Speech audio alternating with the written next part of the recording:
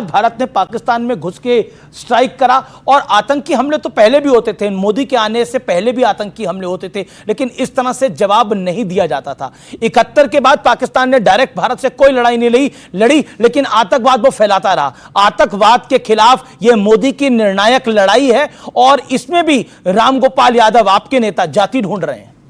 देखिए, मैं आज सिर्फ पाकिस्तान बनाम भारत की बात चल रही है, तो मैं भाजपा बनाम समाजवादी या विपक्ष की बात नहीं करूंगा।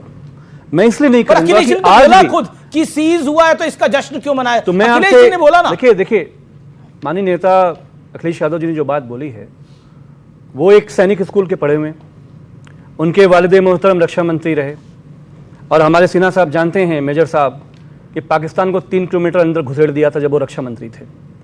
हमारी सेना पे जो सवाल की बात हो रही है, किसने कहा था कि सेना से ज्यादा मेहनत तो व्यापारी करते हैं, सेना से ज्यादा कुर्बानी तो व्यापारी देते हैं। और इनका deputy chief minister Madhya Pradesh का कह रहा है कि भारत की सेना, भारत की आर्मी प्रधानमंत्री के कदमों में नतमस्तक कर रही है।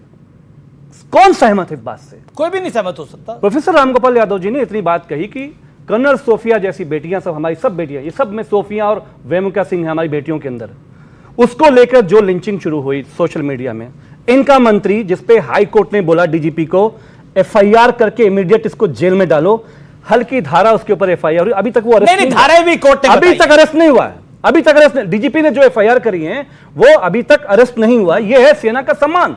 हम अभी भी यह कहना चाहते हैं आदरणीय प्रधानमंत्री जी से कि आपको जो शक्ति मिली एलओपी आदरणीय राहुल जी की, माननीय अखिलेश यादव जी की, as a third largest party in Lok Sabha, हमने कहा कि पाकिस्तान को यह पहला ऐसा समय है जब पूरा देश आपके साथ खड़ा है, पूरा विपक्ष आपके साथ खड़ा है, पूरा पक्ष आपके साथ खड़ा है।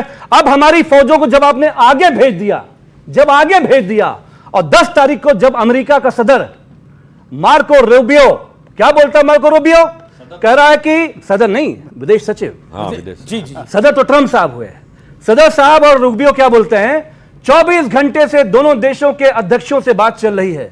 हम ये पूछते हैं कि जब हमारे मेजर साहब की हमारी फौज जब आगे जा रही है, दुश्मनों से के एक एक आतंकवादी ठिकानों को नेस्त नाबूद करने के लिए, भारत का कौन नेता था जो डोनाल्ड ट्रंप से बैठ के सीज फायर की डील कर रहा था, जब पूरा देश चाह रहा था कि पाकिस्तान ऑक्युपाइड कश्मीर बर्बाद हो जाए?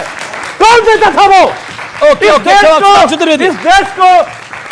इस देश को समाजवादी पार्टी से हम कहना चाहते हैं, इस देश को लीड करने के लिए हमें लीडर चाहिए, इस देश को डील करने के लिए डीलर नहीं चाहिए हमें। ओके कौन है वो डीलर? सुधांशु त्रिवेदी, भैया जी भावनाओं में इतना बह जाते हैं। डोनाल्ड ट्रंप का 16 का नहीं देखा? उन्होंने साफ साफ कहा मैंने कोई मीडिएशन नहीं किया। मेरे भाई चिल्लाने से पहले सुन तो लिया करो। उन्होंने अपना स्टेटमेंट चेंज कर दिया है।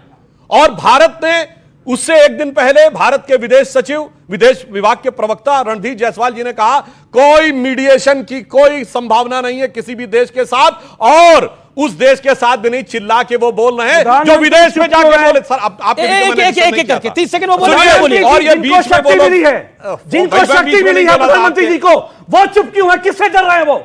अरे भाई जब ट्रंप मतलब आप कह रहे हैं कि देश के आप कह रहे प्रधानमंत्री मोदी डर रहे हैं, आप कह रहे प्रधानमंत्री मोदी डर रहे हैं, कांग्रेस कह रही है कायर है। ये वो लोग हैं जिन्होंने जाके कहा था कि क्यों इंग्लैंड और अमेरिका गार्डियंस ऑफ डेमोक्रेसी क्यों चुप हैं, भारत में हस्तक्षेप क्यों नहीं कर रहे हैं? बोलो, देश के अंदर हस्तक्षेप की मांग करने वाले लोग आज चिल्ला चिल्ला के बोल रहे हैं। ये होता है एक चेहरे पे कई चेहरे लगा लेते। एक मिनट, और व्योमिका सिंह के बारे में इनके नेता ने जो बोला है, अब हम किसी को जात बिरादरी में नहीं देखते, मगर मायावती से लेके व्योमिका सिंह तक इन्होंने जात पूछ कर जिस जंग से अपमानित किया उन लोगों को, ये 1995 से लेके आज तक उस समय इन्होंने किया था। और सुनो एक और बात, हमने टर्न पे जो कह रहा है कि अपने मेजर के सिन्हा प्रधानमंत्री के कदमों में है। नहीं, ये बात उन्होंने गलत बोला है, उन्होंने गलत बोला, गलत बोला उन्होंने। कब यूएपीए बोल रहे हैं, ये बोल रहे हैं ये नहीं चलेगा, ये नहीं चलेगा। हाँ, ये नहीं चलेगा, ये चिल्लाना नहीं चलेगा। देखिए फौज, मैं यदि फौज को रिप्रेजेंट कर रहा हूं तो अपनी पूरे फौज और वेटरन को रिप्रेजेंट कर रहा हूं। आपके चैनल में अकेला हूं। देखिए ये सुनिए, कभी नहीं हुआ कि ऑपरेशन चलने के पहले एक देश का सबसे एक्सिक्यूटिव वो कहता है सेना को पूरी छूट है, ऑपरेशन थमा है, खत्म नहीं हुआ। क्यों नहीं समझते ये लोग? ये देखिए, इनको कुछ जीरो जानते हैं ये। आपने सुनिए जीरो जानते हैं आप, जीरो, इनको नॉलेज नहीं है। ये ऑपरेशन 7 तारीख को देखा, 10 सेकंड बोले फिर अब आपके पास आ रहा हूं। ऑपरेशन 7 तारीख को, 5 तारीख को हेड ऑफ द स्टेट ये कहता है कि ये पूरी छूट है, और लगातार इस देश के 96 आवर्स आपने देखा, प्रधानमंत्री इन द फ्रंट, एनएसए। प्रधानमंत्री डरपोक है, प्रधानमंत्री 96 सोया नहीं एक आदमी। कभी ऐसा हुआ है ऑपरेशंस में? मैंने देखी है, 40 साल का मेरा तजुर्बा है।